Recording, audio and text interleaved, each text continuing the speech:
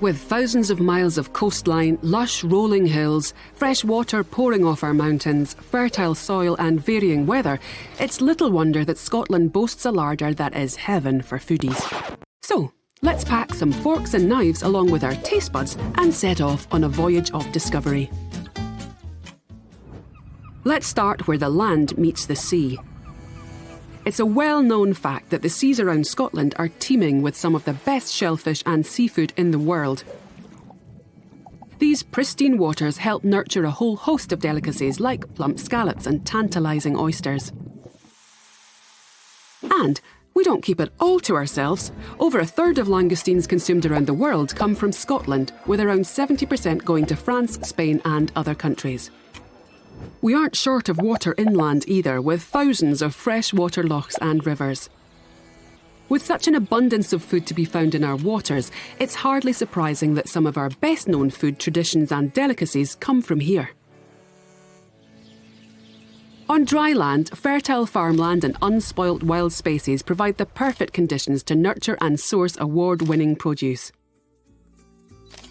In farmers' markets, shops and restaurants across Scotland, you'll find some of the highest quality ingredients destined for your plate. Our seasonal climate means you'll find something new sprouting out of the ground or just coming to its best all year round. Everyone has their favourites, and it would be rude to come to Scotland and not try our national dish, haggis. Often eaten on the 25th of January to celebrate our national bard Rabbie Burns, those who like a tipple can raise a toast with a wee dram. Scotch whisky is famous the world over, and with over 100 distilleries across our mainland and islands, there's plenty to try.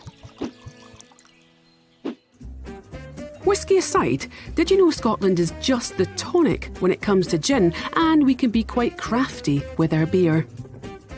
We are the UK's highest producer of gin, and right across the country you'll find a range of ales and beers from household names to local suppliers.